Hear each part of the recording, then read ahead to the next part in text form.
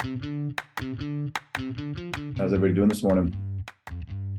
Yeah, I'm doing well. And you, Craig, up there in Kelowna. Surprised you don't have a golf shirt on today, but I see you've got sleeves on. Soon to be, hopefully. I'll get out there. I got to keep up with Jay's game, who's far ahead of me in his handicap. So pressure's on for the next Raymond James tournament. And as you know, I don't participate in those tournaments given the lack of skill or ability in my golf game. I have seen that golf swing.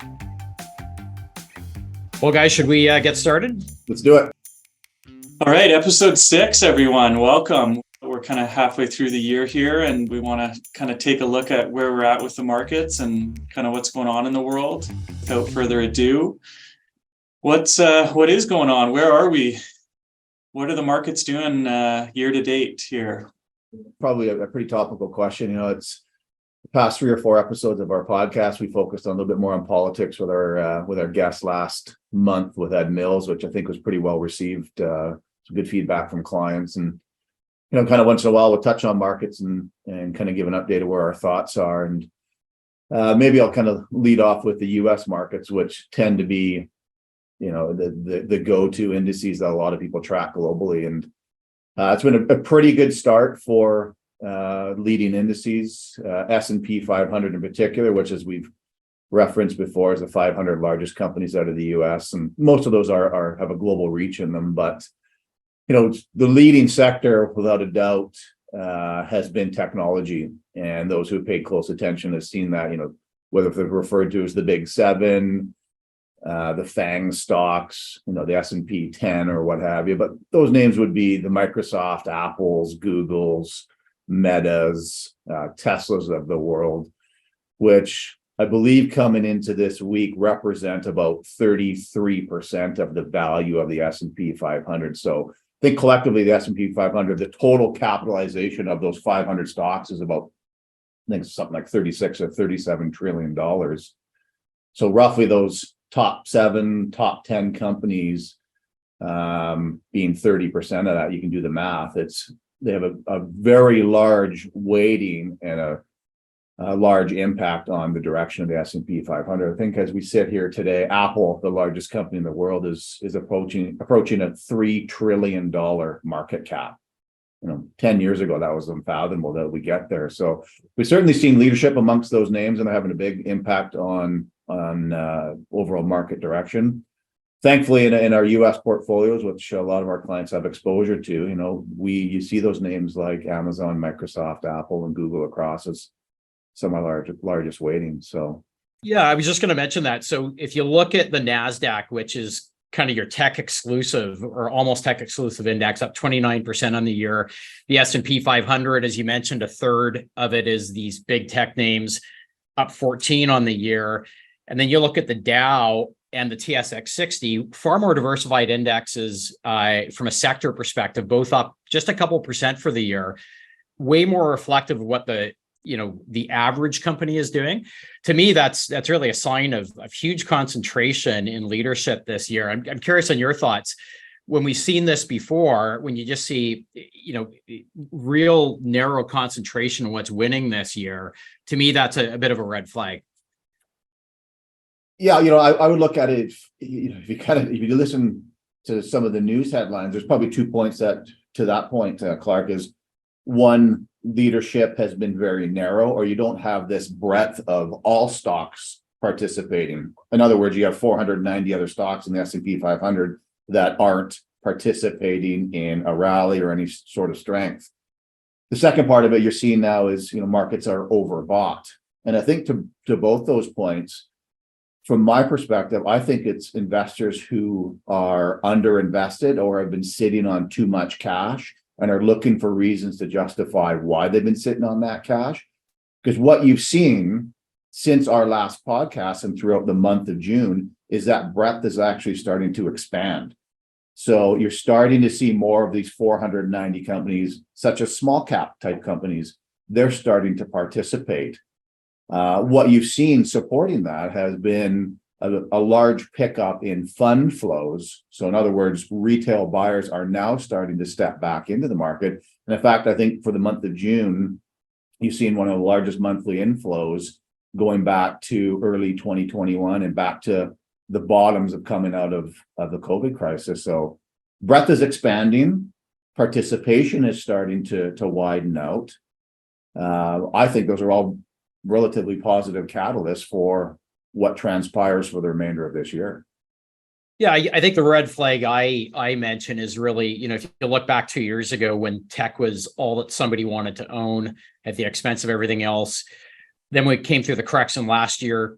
Tech was the thing that nobody wanted to own. All they wanted to own was oil as it went through the roof, or oil stocks went through the roof last year. We've seen that reverse. And I would just say when you see these 10 stocks or the big 7 really carrying the market and representing 90% of the market's returns, and it's been really driven by this AI theme, I think it's just a warning sign just to not chase that theme, as we know how that normally ends. That being said, if anything, probably what we see, and we're seeing it now with your comments on breadth, is you see some just healthy sector rotation, maybe out of some tech names, a little bit out of tech and into other sectors as well. The good thing for tech is with the correction last year, valuation of these stocks are still very reasonable in my view. So I wouldn't anticipate big drawdowns on them, but maybe a little rotation out of those into some other sectors. And bottom line is that's healthy for the market. There's definitely still some high valuations out there. I mean, Nvidia has been one of the names that has done ridiculously well this year, and I think it's trading at like 15 times sales, which is like just unbelievable.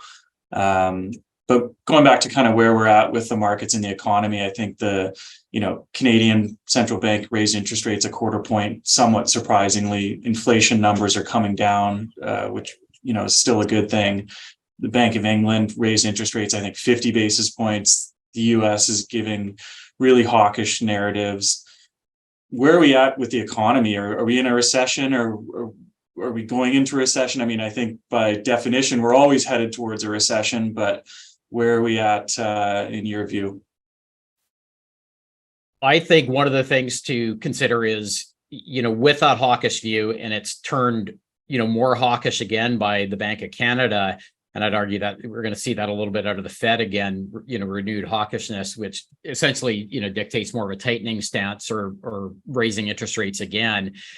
That alone is meant to slow the economy. And as we know, central banks tend to overshoot on the downside and on the upside. And so I think ultimately that's going to lead to more economic weakness. Do we end up in recession, or a technical definition of recession? I don't know, but I think weakness is in the cards.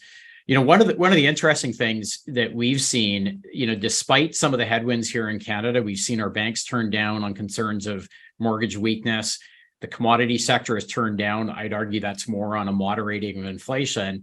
All that being said, the Canadian dollar has been extremely strong over the last couple of months. And I think that, to me, is a sign that the Bank of Canada, has changed tone again on, they raised interest rates somewhat of a surprise, whereas say the Fed held off.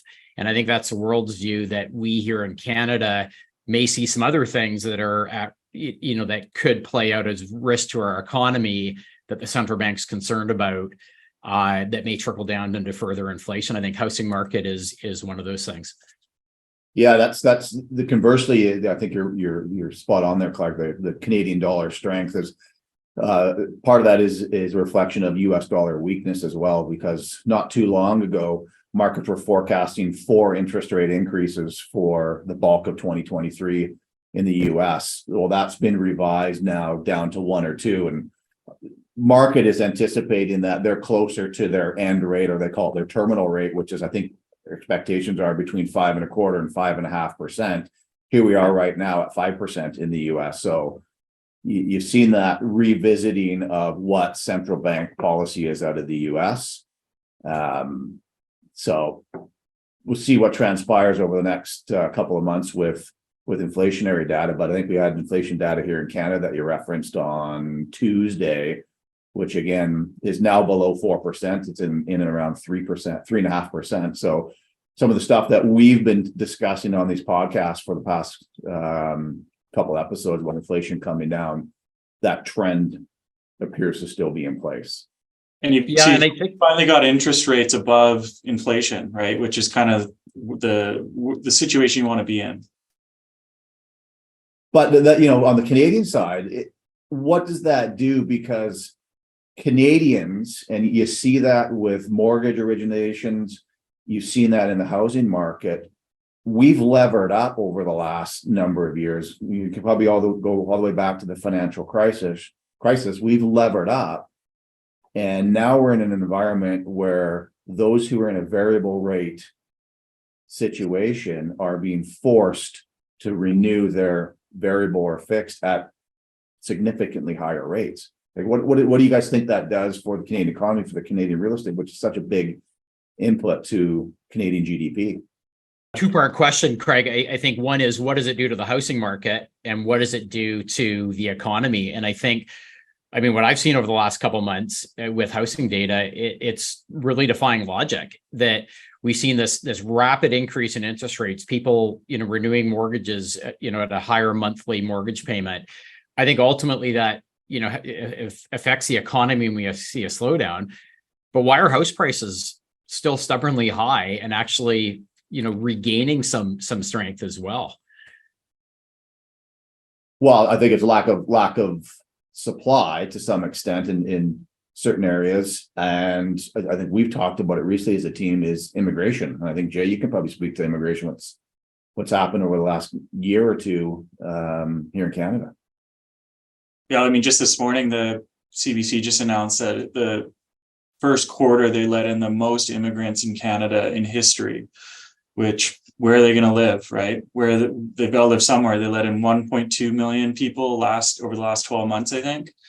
Where are they going to live? They're all going to be probably heading to Vancouver, Toronto, Calgary for the most part. And as we know, here in Vancouver, there's just not a whole lot of houses that are being built. And you've got increased interest rates. People are struggling to, renew mortgages at 500 basis points higher than where they were issued, yet prices keep going up. So we've got an issue, and I don't think they can build houses fast enough to meet the demand of, 1 million new immigrants. And that doesn't even count the people that are here on student visas or, other types of temporary visas that are in need of housing. So it's a real problem. And I mean, it trickles into other parts of the everyday life, whether it's social services. Finding a doctor is next to impossible. I mean, I think we're all pro-immigration, but it does seem like the central banks are trying to calm down inflation, raising interest rates, cool off the economy, yet immigration policy is doing exactly opposite to what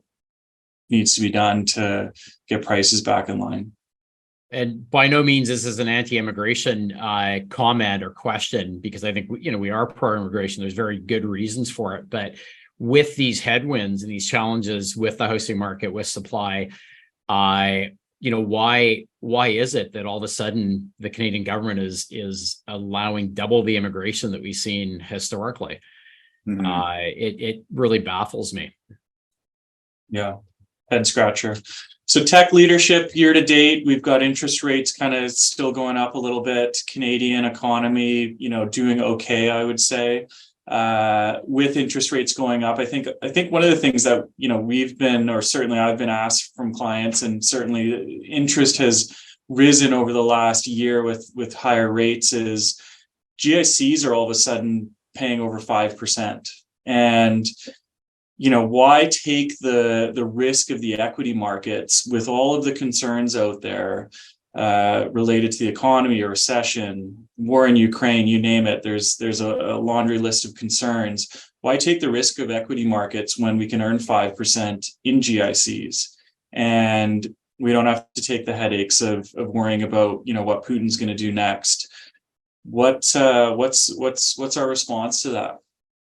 I hope that's more of a question than a comment. I hope you're not suggesting that we sell everything and buy GICs and go home for a couple of years. But, I think the point's well taken, Jay, and I do get asked this question a lot that, I think today, I mean, we can issue a GIC in a client account, fully CDIC insured for a 1-year GIC, 5.35%, 2 and 3 year GICs, 5.25%, almost 5% if you lock in for 5 years.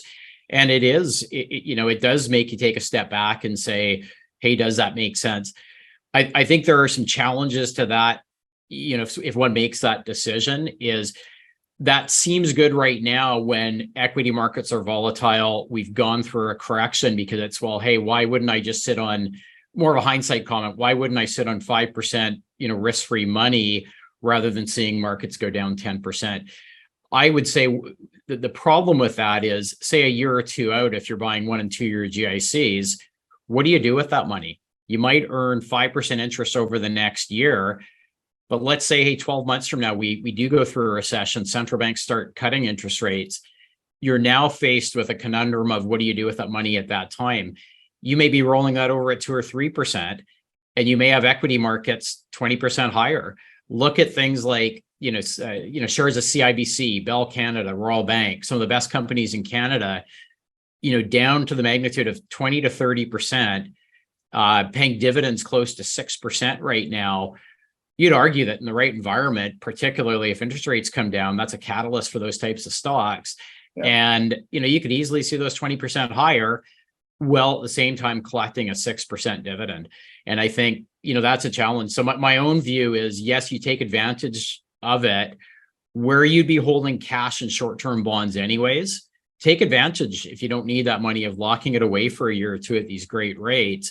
But my own view is you don't change your long-term asset allocation or your investment strategy for what may be a 1 to 2 year phenomenon.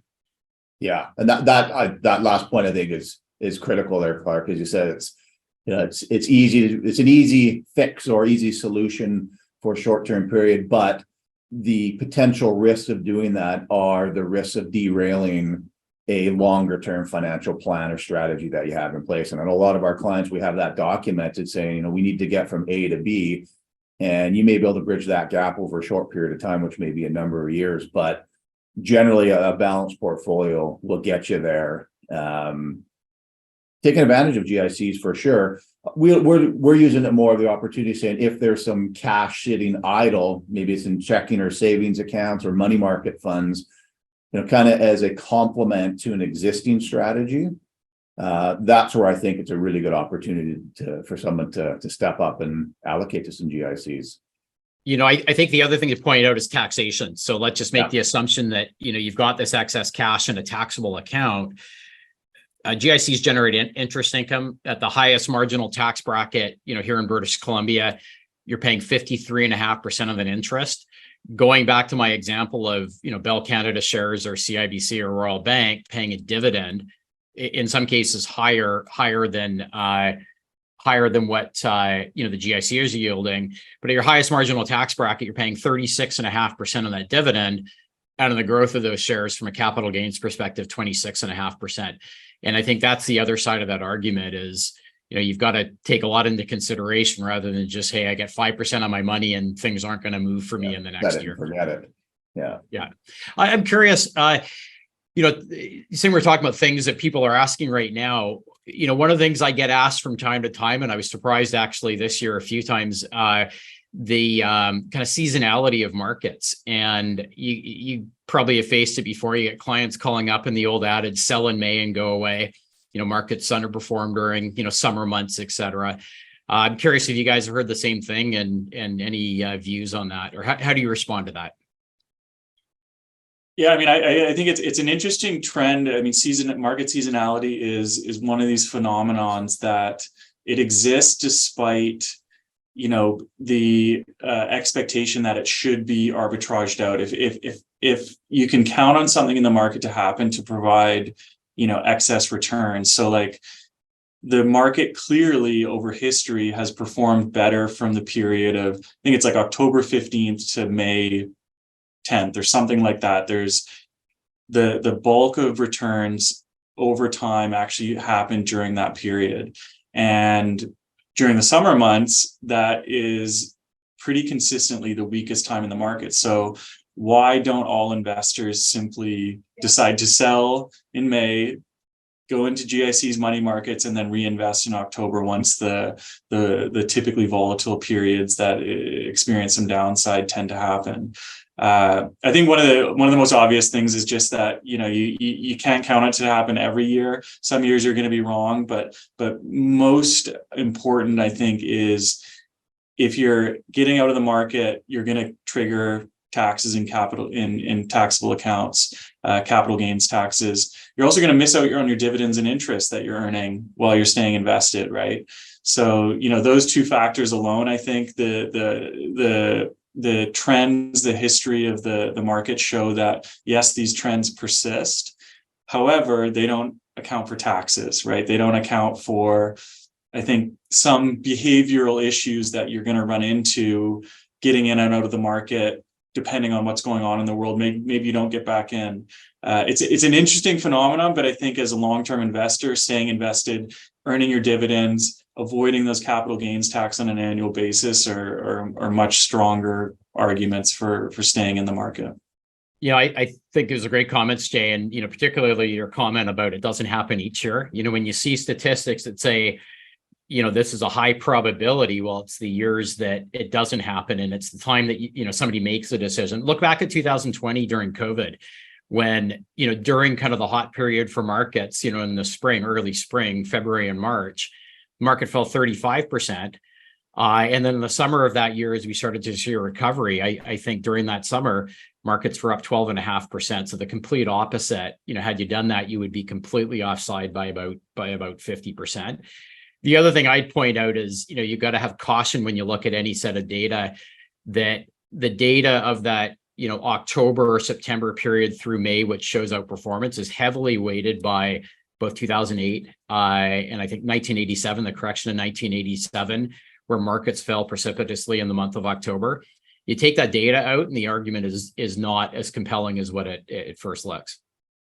Well, to your point, Jay, it's the attempt to try to time the market perfectly. You got to be right twice. You got to be right on when you're getting out, and you got to be right on when you're getting back in. And I'll tell you what, we've all been doing this a long period of time, and history's not on the side for someone who tries to attempt to time that to perfection or any sort of timing to that matter. I would look at it, the biggest catalyst of, you're going to talk about broader markets, the biggest catalysts are availability of credit, inflationary trends, central bank policy, direction of earnings.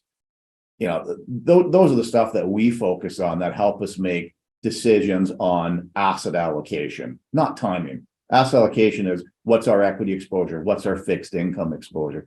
Those are far more important portfolio management decisions than trying to guess on May 15th the market's going to start to go down or consolidate for 6 months until October, and then all of a sudden we got a tailwind back on our side. This is really encouraging that we all agree on this, that really, and it goes to our investment philosophy. It's not timing the market that contributes to long-term wealth creation, it's time in the market. And our strategy is not to time the market and really focus on building great portfolios of good companies and stick with them through thick and thin generally. I think it's always good to go back to Warren Buffett and just to think about how foolish he would view something like selling in the summer and buying back in the fall. Or just take something close to home for a lot of good, probably people listening to this podcast, a lot of our clients that are CPP recipients, old age security, or some sort of pension plan. You get a quarterly or annual report saying that the CPP pension board divested of all of their assets on May, and then they reinvested all their assets in the fall. It's an absolute fool's game. I hate to be that cold, but it is. Yeah.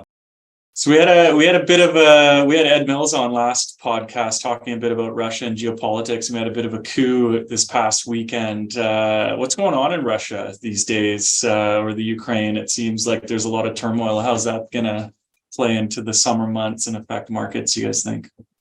Well, what happened in Russia, I think a bunch of craziness. And I think if you believe Prigozhin, I think that's how you pronounce his name, it wasn't intended to be a coup. It was, intended to be more of a protest against the Russian military. I actually feel sorry for him. I mean, it's in exile in Belarus. That's kind of like being in parole in San Quentin or something. That's the most confusing part of it, is that he's still around. But if we need a little summary of you asked what happened there, I think it's, if anything, really a sign of, and we knew this before, is there's cracks in Russia, and there's a lot of disenchantment in Russia at the senior level. And I think think that the really important thing to talk about ultimately is, what will be the outcome of this? What are the effects on markets, et cetera? But a quick summary, I mean, from the news that's come out over the last couple of days, it seemed like even the U.S., was aware that something was going on there. They were watching him. They didn't know what was going to happen. It sounded like the original plan was to, when the two senior leaderships in the Russian military were down in southern Russia, close to the Ukraine border, the plan is to take them out in one form or another. That also, from what I understand, was well known kind of at the senior levels in Russia, not Putin. It was stopped. And then the plan B was this march to Russia, or not Russia, Moscow.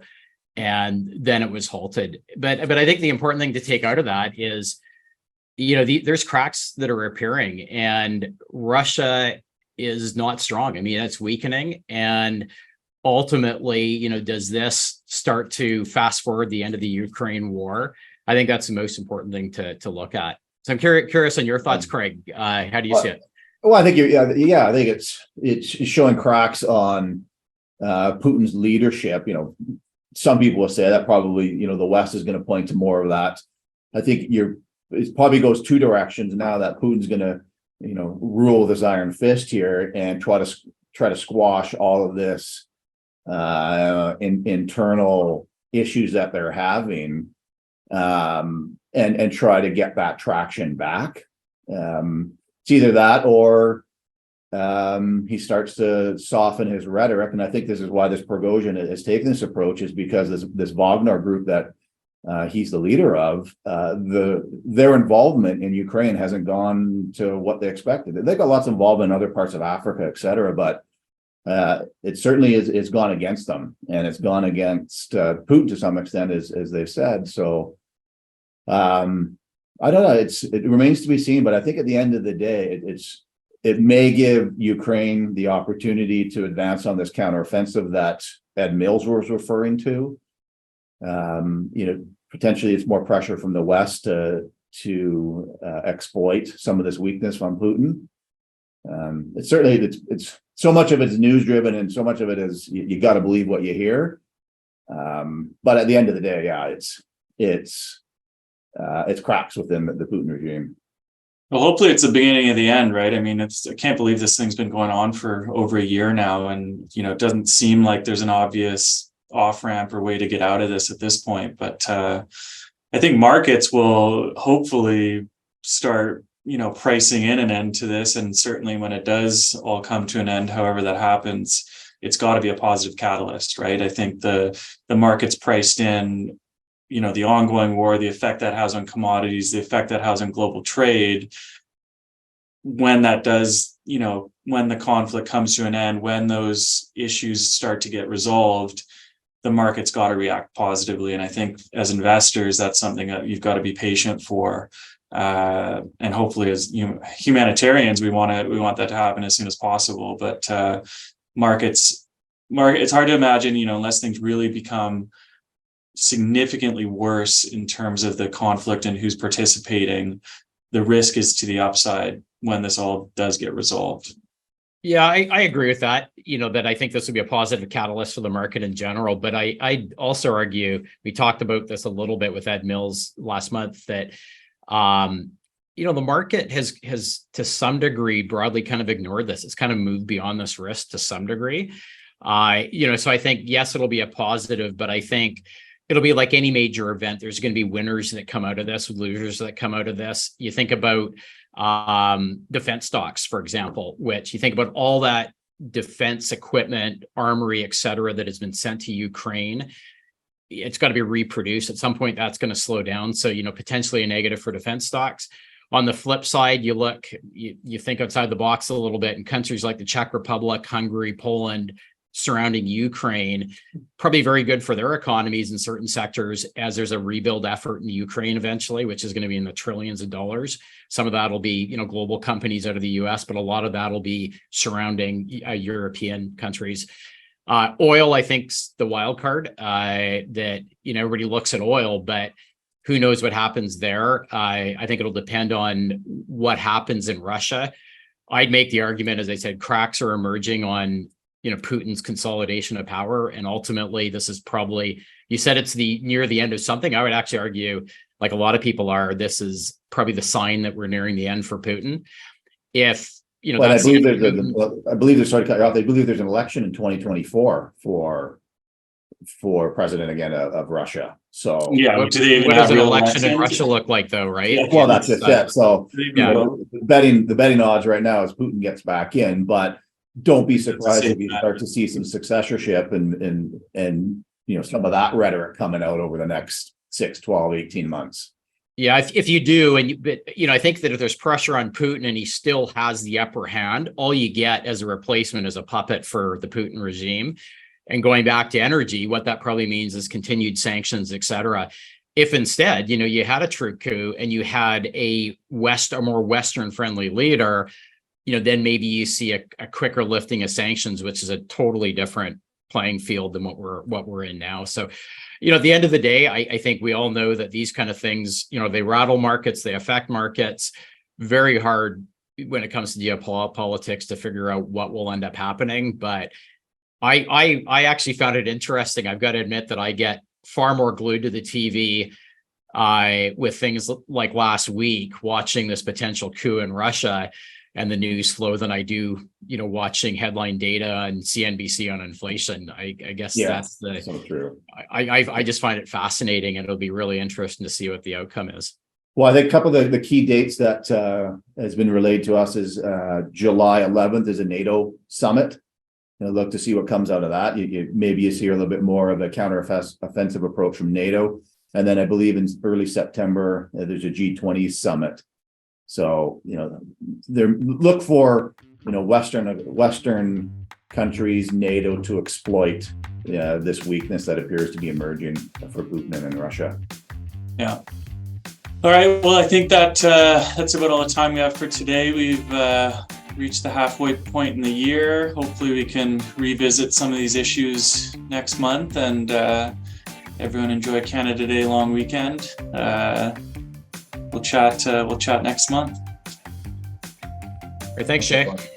Thanks, Jay.